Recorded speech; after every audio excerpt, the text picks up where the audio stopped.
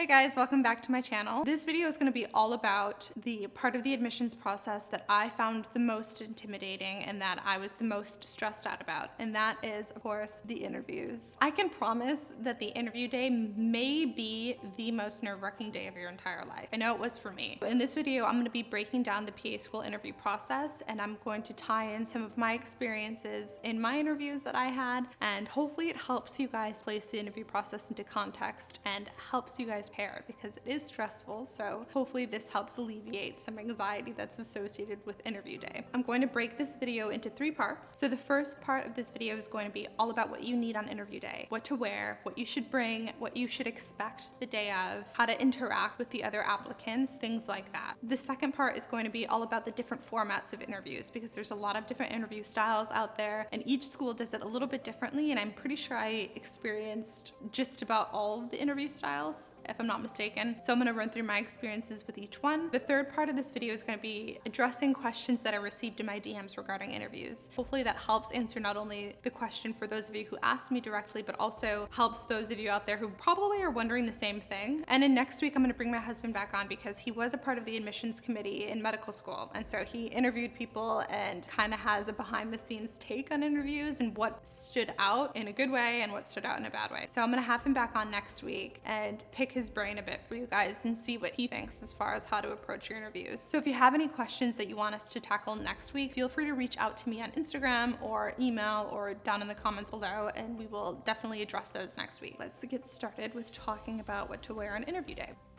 Men and women, in my opinion, should wear suits, and this includes suit pants or a suit skirt for females if you so choose, and a suit jacket. If you are a female and you decide to wear a skirt, then you should make sure that when you sit down, your skirt doesn't go above knee level. So it should be sitting at the knees when you're sitting. And make sure it's not too tight either. This doesn't look great if it's too tight, but it's also very uncomfortable. If you decide to wear a skirt, I strongly recommend wearing some tights of some sort. You're gonna wanna kind of be neutral with your colors. So I would recommend grays, blacks, navies, white tops under the jackets. If you decide to have a little bit of color, like if you're a male and you want to wear like a cool funky tie or some cool socks, I think that's fine. I personally think showing a little bit of personality is kind of nice. I'll show you what I wore because I do have it here. I wore this. It's like an off-white cream blouse. It's got some tan on it now because it's pretty worn in, but it's not too deep. I don't really like collars. I find them to be uncomfortable and like kind of weird. You don't know how low to go with the buttons and stuff. So I wanted something that was just easy and not fussy at all. This was comfortable. It's like a nice breathable fabric. Doesn't show sweat stains or anything like that. In fact, it has the open arms for a reason because I knew that I would be sweating. And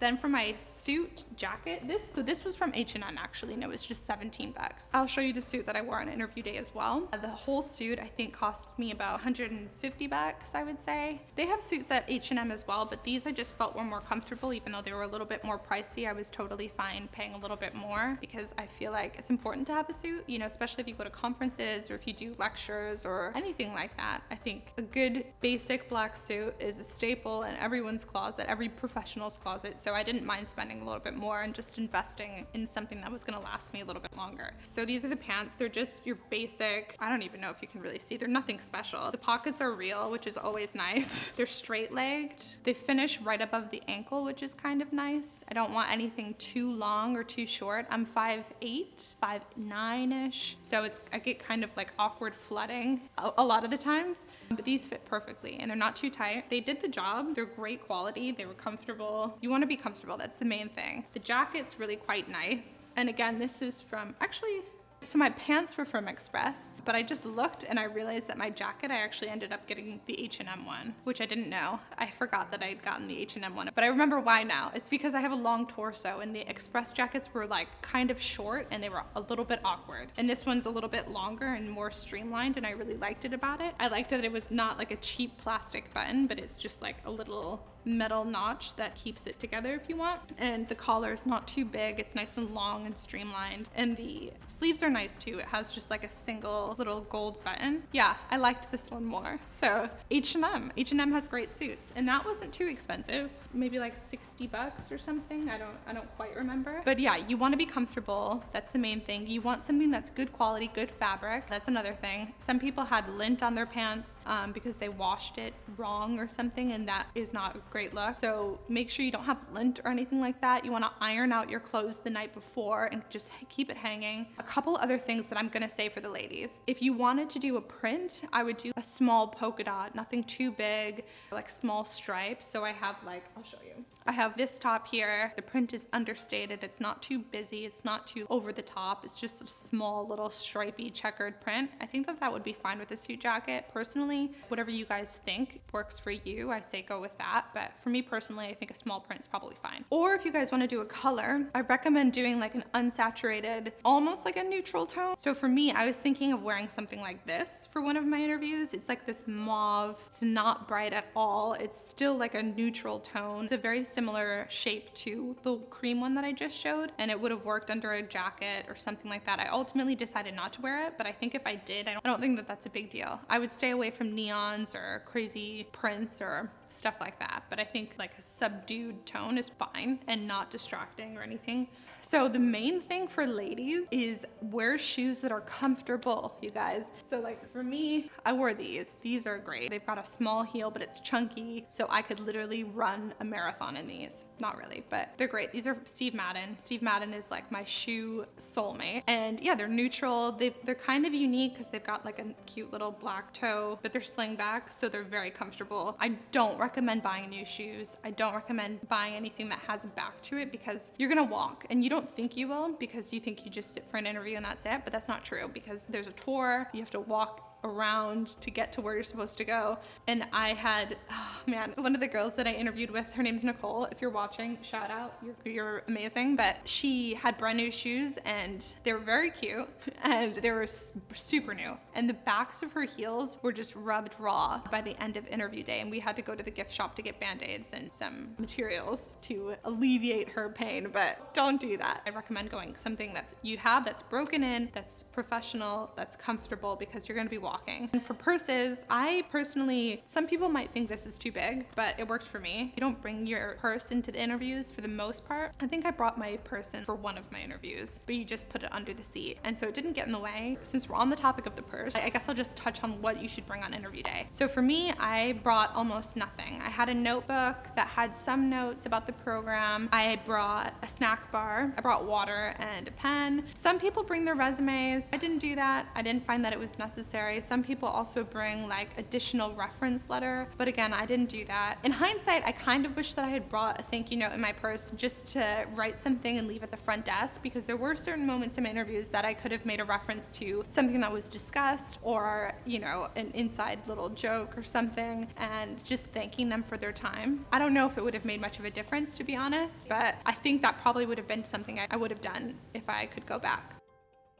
So what to do the day before interviews. If you're traveling to a new location, I would recommend driving to the location of the interview just to kind of put the campus into context. A lot of the schools are very nice and they put signs up so you know exactly where you're supposed to be, and they make it very easy. So if you're not able to get to campus, like for example, if you're flying in at 9 p.m. and your interview is at 8 a.m. and then you don't have time, then that's totally fine. The schools will have signs so you'll know exactly where you're supposed to be. It's just kind of like one of those things that helps place the school into context and maybe helps alleviate a little bit of stress, but it's not going to make a huge difference. So that's totally okay. Another thing that I recommend doing the day before the interview is just reviewing the school a little bit more. So just review the school that you're going to be interviewing at, look at their mission statement, breeze over your application and your personal statement, see where the two of you align, so then you kind of know where you're going to go for your interview and what you're going to say. You also want to review the materials that the schools sent you. So you're going to get an interview packet or an interview email from a lot of the schools, and you kind of want to review and see sort of what they say. Some of them might tell you the interview format. Some of them might have a pre-interview event. So one of the schools that I attended had an event the day before the interview. So they had PA students who were matriculated in the first year or the second year, and they met with us the day before the interview, which was really nice actually. If you are able to go, I strongly recommend going, because you can really get firsthand perspective of that program by talking with those students. And a lot of the things that were discussed at the event that I went to with the PA students were things that I brought into my interview as to why that program was so incredible, and that it was obvious to me that they care about their students, and I definitely want to be a part of their program. If you do end up going, a lot of them, like the one I went to, didn't have a dress code, but I still recommend going a little bit business casual. Try and make a good impression, because those students do likely have an impact on whether or not you get admitted. So ask them questions, be attentive, use them as the resource that they are. Take a look at the emails that the schools are sending you, because sometimes they do have those events and you don't want to miss them.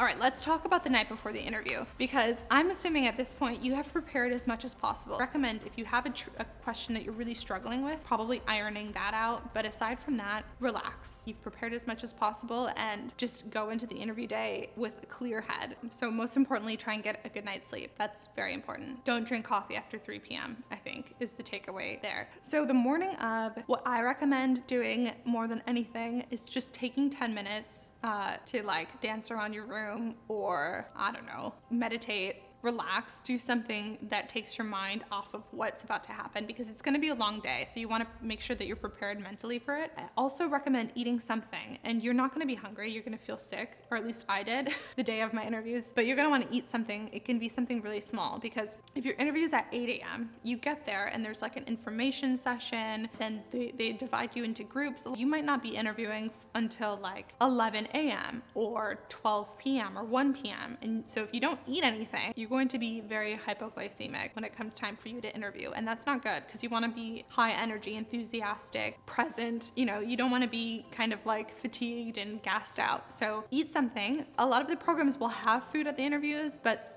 to be honest, I would not rely on what the schools are going to provide to you, because it varies so much. Some schools had a full-on meal. Some of them had just Nutri-Grain bars that make you hungry 20 minutes after you eat them. I would bring my own bar, and I would try and eat something small beforehand. Another thing, if you get to your interviews on time, girl, you are late. You are late if you are on time. You want to get there at least 10 minutes, 15 minutes beforehand. The moment that you step on campus, you have to have the mentality that everybody's watching you. The truth is that when you're under pressure, a lot of people's true character comes out. And so if you're stressed out and you snap at people, or you're kind of unfriendly, or you have a cold shoulder, this will show, and that doesn't reflect well to the admissions committee, because you will be under pressure as a PA. And so you need to be able to handle it and with a smile on your face and treat everybody kindly. So if you're walking past a custodian who's taking out the trash, or I don't know, sweeping the floors or something, say hi, you know, smile, be nice. It doesn't take much. And for the people that you're interviewing with, be kind to them as well, because they're feeling the exact same way you are. And so if you're being nice to them and you're kind of having conversations and getting to know them, it's not only going to help you relax and get your mind off of yourself and how you're doing on the interview day, but it's also going to reflect well to the admissions committee. And you can also make friends. I have so many girlfriends that I met during my interviews that I'm friends with now, and I'm so grateful that I met them and that they were kind to me, and we kind of leaned on each other on interview day. And unfortunately, we're going to different programs, but you will make friends there, and we get together and do PA events and things like that. And so make friends with these people. These people are your future colleagues. Well, that would be a huge tip that I have. You're gonna get to campus and you're gonna be herded together into a group, likely into like a conference room or a lecture hall or something of that nature, and you're gonna be given an information session on the program. And so you're gonna wanna take down notes, and maybe you had a question that you were gonna ask them when you were interviewing and they've touched on it in your information session. Cross that question out, because you don't wanna ask them something that they talked about in the information session and make yourself sound like you weren't listening. Sometimes they ask questions, and so if they ask questions, don't be afraid to participate. If they ask if you guys have questions, don't be afraid to toss a question out there, because it will make you look like you are engaged and interested in the program, and that's always a good thing. And then for a lot of schools, you'll be broken into different groups. Your different group will interview at different times of the day. There is sort of discussion on whether going early in the day is better or going later in the day is better. I personally think that, you know, as the admissions committee who's conducting 40 interviews in a day or however many, you probably do get worn out after a while hearing the same answers. I would imagine likely if you're going later in the day, it's not as easy to keep their interest. But at the same time, if you have good answers and you're engaging and you're interesting and you walk in there and you're excited to be there, you're probably a breath of fresh air for these people. And so if you have the right energy and the right disposition while going into your interview, you're probably making a good impression regardless of what time you end up going. So if you're going later in the day, don't let that get to you. I actually went later in in the day for many of my interviews, and I kind of prefer it. And the reason is because if I arrived at 8 a.m. and I didn't interview until 12 p.m., this gave me a lot of time to relax and just get out of my own head. So by the time I actually interviewed, I was like,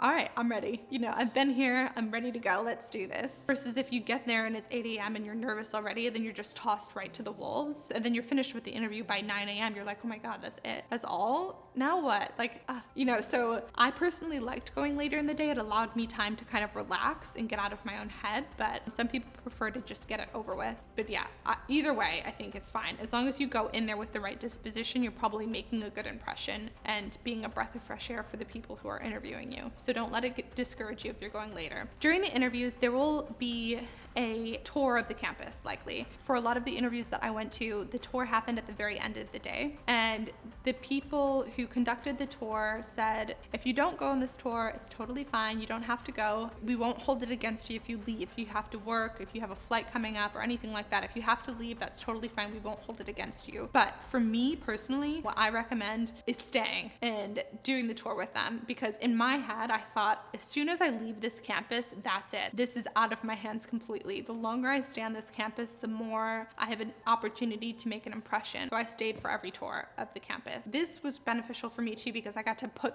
the program into context more and say, okay, can I actually see myself studying here? I also think this is an opportunity to continue to make an impression with the admissions committee. People who did the tour, you know, it said that they have no impact on the admissions, but during my tours, we bumped into the president of the university, and certainly that made an impression, and we took a photo.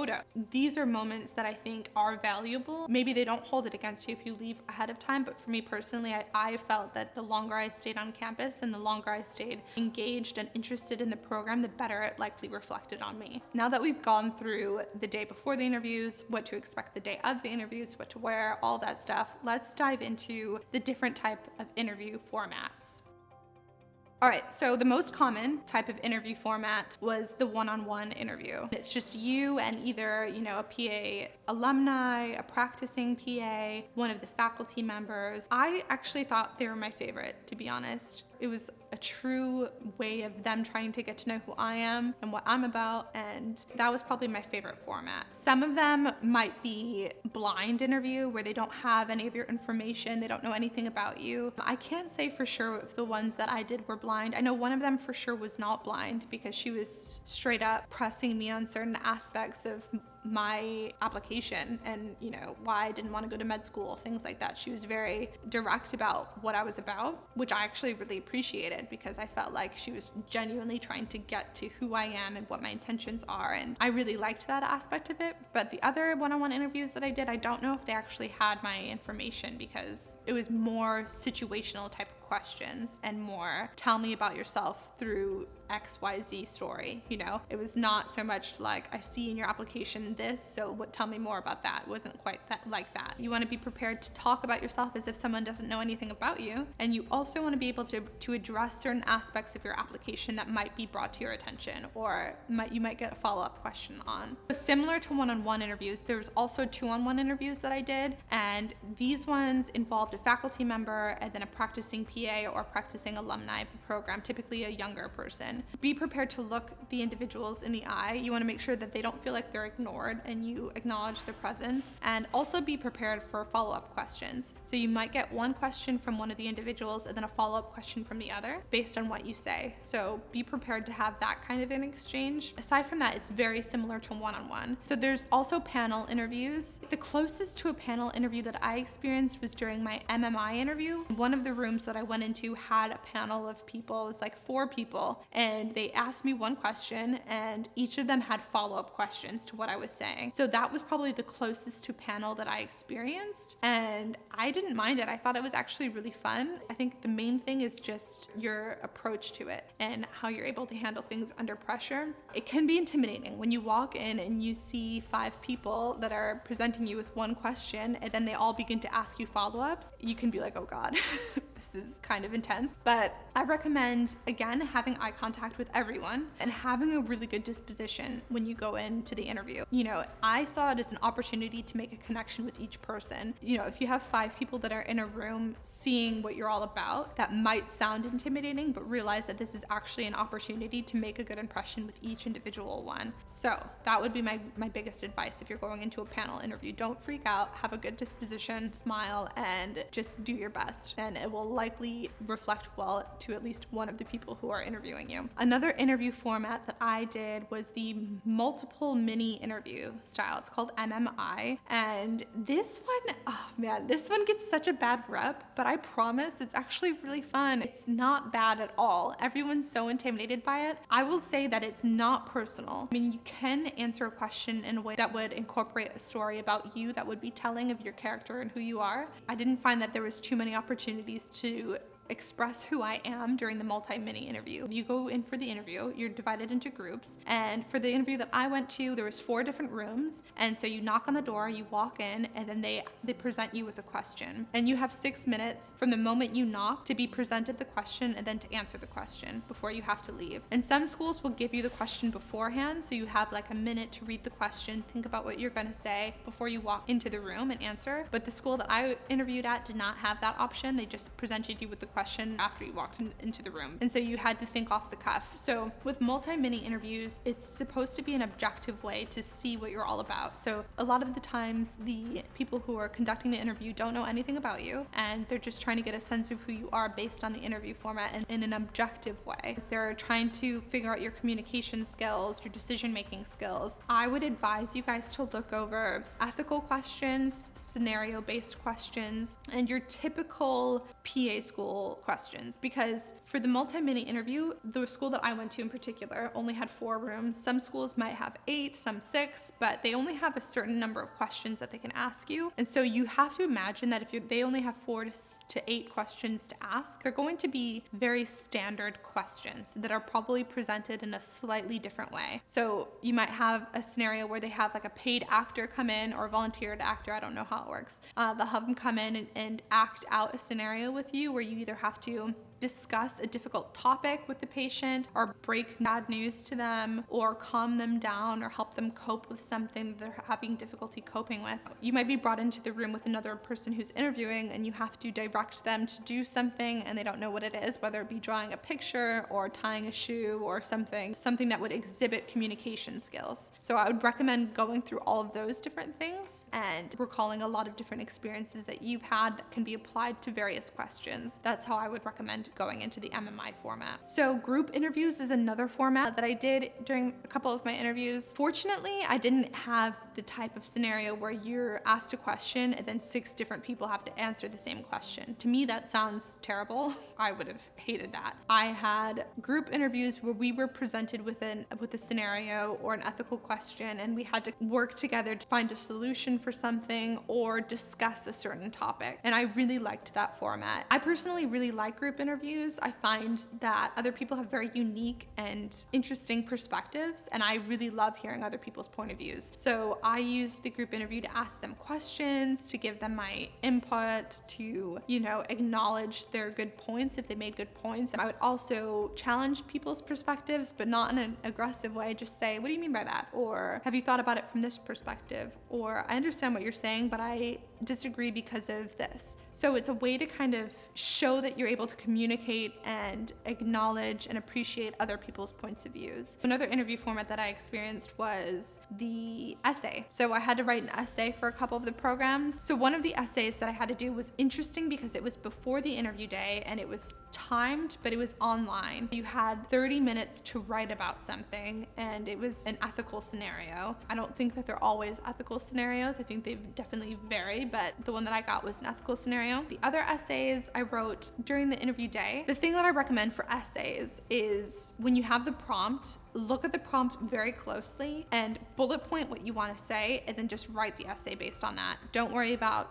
grammatical errors too much unless you have time to look it back over. As long as you talk about the main points that you want to talk about, that's the important thing. And when it's 30 minutes, if you just free form it, you're going to be rambling. It's not going to be as good. I recommend just reading the prompt, bullet pointing what you want to say, and then just going, and then just writing about those points. I would also recommend being very acquainted with the school's mission statements. Not every school had a prompt that related to their mission statement, but a few of the programs that I wrote an essay for, their prompt tied back into their mission statement in one way or the other. So I would recommend being very familiar with their mission statement and how your objectives as a future clinician align with that mission statement. Those would be my 2 main points for essay writing. And some of the schools that I interviewed at had quizzes as well. And some schools have medical terminology quizzes. Some might have you interpret statistical report or, something of that nature, a graph of some kind, and talk about the graph. But it's not super common. I wouldn't worry about it too much. I don't think it's necessary to brush up on medterm or pharmacology or anything like that. I think that these are few and far between, and I think you would be wasting your efforts to prepare for those. But just realize that they're out there and they could be expected. Some of the schools that I interviewed at didn't have any information on their interviews and how they conducted their interviews, and I think that's totally fine. I actually really appreciated that. I appreciated the fact that they wanted to keep that private and to see how you think on your feet and just see who you are. And so don't stress out too much about figuring out what kind of interview format these schools have, and just be prepared for anything. I think that's the best way to go about it. Just be confident, be prepared, trust that you are enough and that you can handle whatever these schools throw at you, and just have fun with it, because it is kind of fun. They're trying to get to know you, and so I think stressing out about how you're presenting is probably not the best approach, and it's probably counterproductive. Just enjoy the process. So a lot of these points that I've already discussed in this video were things that people came to me directly asking me about in my DMs or in my email, but I did receive a few requests to tackle the tell me about yourself question in the interview. So I'm gonna go into that next.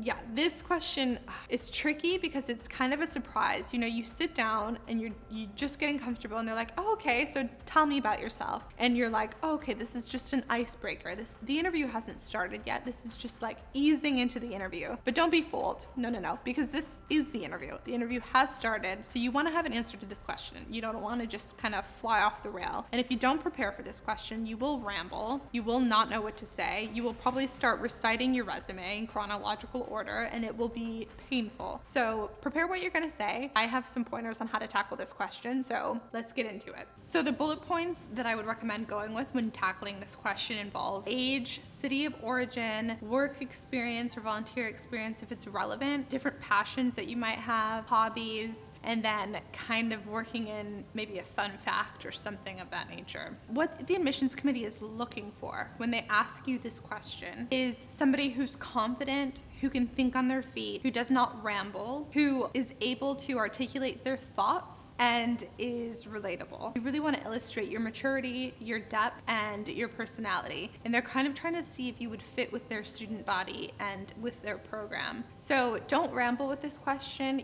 Time is super precious, so you want to keep the answer really concise and very short. And the main thing with people who don't prepare for this question is that they will ramble, because it is such an open-ended question. Another thing that you don't want to do is answer with a rehearsed and calculated response. This question is not the one that you want to be super formal with. It's not your why do you want to be a PA question. It's very informal. I'm just trying to get to know you, just trying to see what you're all about type of question. And another thing is I wouldn't recommend going through your entire healthcare experience resume in chronological form. I really recommend talking about things that are not medically related, because they're more interesting and also more memorable. So if you have like a certain experience that you've had in the last 5 years that has really impacted who you are, then I would talk about it. Like an example might be running a marathon the past year, or traveling to Central America, something along those lines. How I answered this question was roughly along the lines of, I'm 27, I'm from Buffalo, New York. It's known as the city of good neighbors, and yes, it does snow a lot there. I moved to Southern California in 2014 with my husband, and I really appreciate the fact that it's sunny all year round here. I love getting outside, I love hiking, I love going to the beach and running on the boardwalk. So the fact that I can enjoy the sun every day is something I do not take for granted in the least. If you do see me on the boardwalk running in Long Beach, I will likely have my headphones in and be listening to a podcast or an audiobook on the various topics such as philosophy, psychology, or just discussions on the human condition. I love hearing people's perspectives and absorbing, you know, different points of views and learning from other people. I also got married in 2019, so that's been the latest big life event. We got married in Temecula. It was a very small wedding, and I still have to plan our honeymoon. So if you have any recommendations on where to go, let me know. We really like Spanish-speaking countries. We're both trying to learn Spanish so that we can do medical mission trips in South America after I'm done with PA school. So if you have any recommendations on where to go for honeymoon, we're open to them. As of late, I've been spending my time working as a medical scribe in an emergency department, which has been incredible. And I also have been volunteering with individuals with disabilities at a fitness studio because I love working out. So being involved with those two things has been keeping me busy, and yeah, I've been really enjoying it. And I want to start this interview by just saying thank you for welcoming me here, and I'm excited to be here, and I'm nervous, so I will preface it by saying that I am nervous, but I'm excited to be here. So thank you for having me. So that's kind of how I recommend going about it. That was really rough because I haven't talked about myself and interviewed for a while. So sorry about that, but that's essentially where you want to go with it. You know, you want to tell them a little bit about you, fun facts, where are you from, mention a support system if you have it. So like mentioning my husband. In my last video, I talked about the importance of diversifying your identity. And so talking about things like running outside, hiking, listening to podcasts, listening to audiobooks, talking about how you have interest in psychology or philosophy and the human condition, things like that, that just show that you have interest outside of medicine is really important. And maybe they have an audiobook that they've been listening to, or they have a podcast that they would mention to you. One of the interviews where I started with that exact spiel or something of that sort, I tied back in different audiobooks that I had been listening to afterwards in my interview as I was answering questions. You know, she would ask me a question and then I would say, well, you know, it's funny because I just read a book on this very topic and this is my point of view on that. And so if you have a good answer to tell me about yourself and it's relevant to who you are, then you can kind of tie those pieces into the rest of your interview, if that makes sense. And it kind of opens up the door for how your interview is going to go. And so if you say, you know, I traveled to XYZ countries and I love immersing myself in cultures, then you can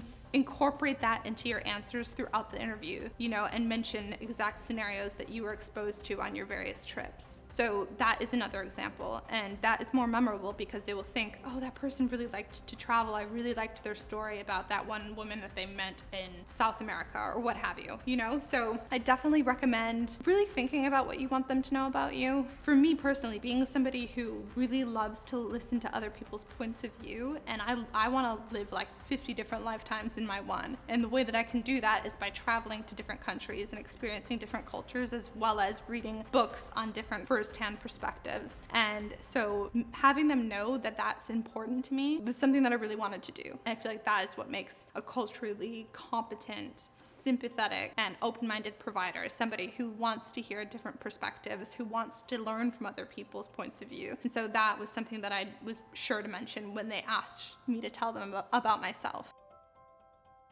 Those are my tips. It's a little long-winded, but I really hope it helped you guys. If you made it this far in the video, awesome. You're amazing. Next week, I'll have my husband on, and then we'll dive deeper into interviews and what to do, what not to do. And so if you have questions, DM me. Use me as a resource. Reach out, and I will be sure to incorporate whatever you guys want to know into my upcoming videos. And for you guys as well, I do want to mention, I am giving away 2 of these books. If you guys don't know what this is, where have you been? Where have you been? This is an incredible resource for those of you who are going to be interviewing this year or next year or the year after that. It's the Physician Assistant School Interview Guide by Savannah Perry, the PA platform. She's amazing. I really love to support other women in the PA profession, in the field, doing incredible things. So I'm gonna give 2 of these bad boys away. If you want more details on that, then follow me on Instagram. I will provide details as to what this giveaway entails. So if you have any questions whatsoever, feel free to DM me on Instagram and I will be sure to get back to you. And if you did enjoy this video, I do make a video once a week, so feel free to subscribe. And aside from that, thank you guys so much for watching, and I will see you in the next video.